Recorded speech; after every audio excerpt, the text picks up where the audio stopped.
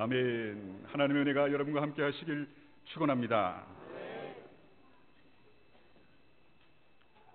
성탄절을 맞아 이 시간에는 뇌성마비 지체 부자유자인 송명희 시인의 시를 하나 소개해 드리려고 합니다.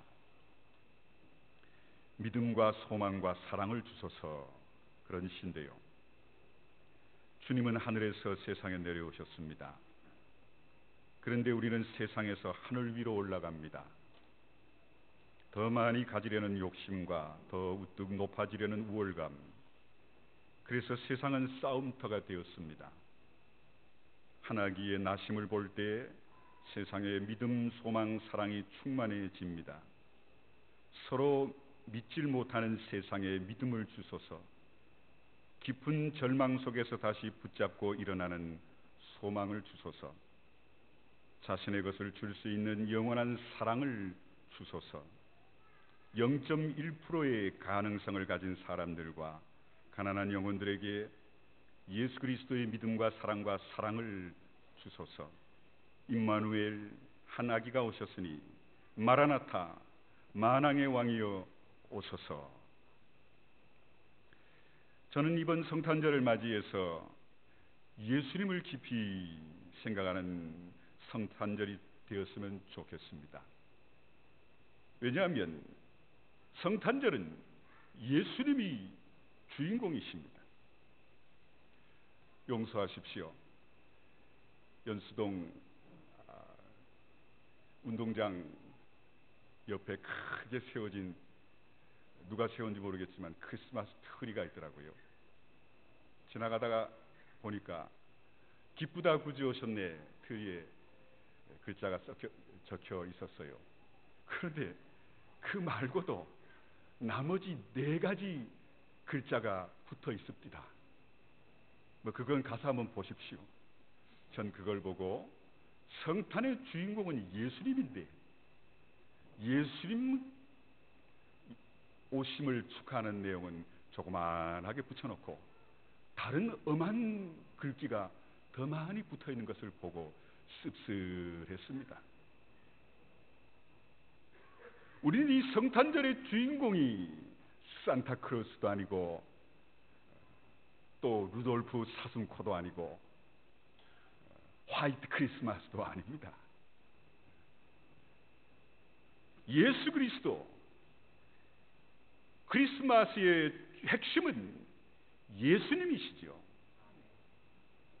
오늘 봉독한 빌립보서를 쓰고 있는 사도 바울은요, 예수님을 가슴에 품고 살았던 위대한 신앙의 거장입니다. 이런 자신의 고백적인 간증을 바울은 고린도전서 2장 16절에서 이렇게 들려주고 있습니다. 누가 주의 마음을 알았습니까? 누가 그분을 가르치겠습니까? 그러나 우리는 그리스도의 마음을 가지고 있습니다. 바울은 자신이 평생을 예수님의 마음을 품고 살았기에 본문 5절에서 이렇게 호소합니다. 여러분은 이런 마음을 품으십시오. 곧 그리스도 예수의 마음입니다. 말씀드렸죠. 바울은요, 참 사람이 대단한 실력가입니다. 얼굴이 하얗고 창백하게 생겼고요, 약간 대머리에다 키는 조그만하고 얼굴만 봐도 사람이 정말 똑똑하고 표독하고 철두철미하고 찔러 피도 안 날 사람같이 생겼습니다. 제가 직접 본 게 아니고 초대교회 화가가 바울을 그린 그림을, 제가 보이는 바울에 대한 책에 그 그림이 실려있는 걸 봤어요. 정말 남자가요, 남자인 제가 봐도 가까이 하기 싫은 남성, 정말 그런 남자같이 생겼습니다. 그런데다가 실력은 당대 최고지요. 가말리엘 문헌에 또 학자 중에 학자, 유대 종교 지도자 중에 최고의 실력을 갖춘 사람이었으니 얼마나 아나무인이었겠어요. 눈에 뵈는 게 없는 사람이었습니다. 이런 그가 어떻게 내 마음에 그리스도의 마음을 품고 삽니다. 예수님이 이제 내 안에 계십니다. 예수님으로 인한 삶, 예수님 때문에 바라보는 시야와 관점과 그의 삶의 목표가 바뀔 수 있었다는 건 참 놀랍지 않습니까? 성탄절을 맞아 우리 충주교회와 성도들이 이 예수님의 마음을 바울처럼 품는 계기와 또 그런 시간이 오늘 이 시간이 되시길 간절히 축원합니다. 첫 번째로 우리가 이 성탄절을 맞아 바울에게서 배워야 할 예수님의 마음은 자기를 주장하지 않는 마음입니다. 죄로 오염된 인간의 마음엔 두 가지 대표적인 부작용이 작용하지요. 하나는 하나님을 싫어하는 마음이라고 로마서 1장 28절에 말씀합니다. 자기만을 주장하는 교만한 마음임을 이사야 14장 12절에 14절 분명히 말씀합니다. 그래서 예수님께서는 전혀 자신을 주장하지 않는 겸손한 마음을 우리에게 보여주셨지요. 무엇보다도 예수님은 본질상 하나님과 동일하신 자신의 권리를 6절에서 하나님과 동등됨을 취할 것으로 여기지 아니하시고 기꺼이 우리 같은 죽어마땅한 죄인을 위해 십자가에 그분이 죽기까지 양보하셨습니다. 여기서 취한다는 헬라어의 뜻은 강탈한다, 움켜잡는다, 놓치지 않으려고 꽉 붙잡는다는 뜻입니다. 자기 주장을 강하게 고집할 때 쓰는 표현이지요. 자기 권리를 결코 포기하지 않는다는 단어입니다. 그런데 예수님은 죄인들의 구원을 위해 자신의 권리를 기꺼이 십자가에 가장 극악무도한 살인자만을 죽이는 처참하고 가장 고통스러운 부끄러운 십자가에서 죽기까지 양보하고 포기하시는 것을 믿으시는 오늘 이 날이 되시길 간절히 축원합니다. 요즘은 자기 주장이 너무 강한 시대지요. 현대인들은 자기 권리를 결코 양보하려 들지 않습니다. 내가 너무 강합니다. 고집이 너무 셉니다. 봉사는 열심히 하는데 자기 주장이 너무 강하기만 한 거지요. 여러분, 세상에서 가장 높은 빌딩들이 많지요. 현재 가장 높은 빌딩은 두바이에 있는 브루스 할리파라는 건물 163층 죄송합니다. 미션 임파서블이라는 영화의 주인공이 기어오르는 빌딩이 있어요. 그 빌딩이 아마 현재로서는 세상에서 제일 높은 빌딩이랍니다.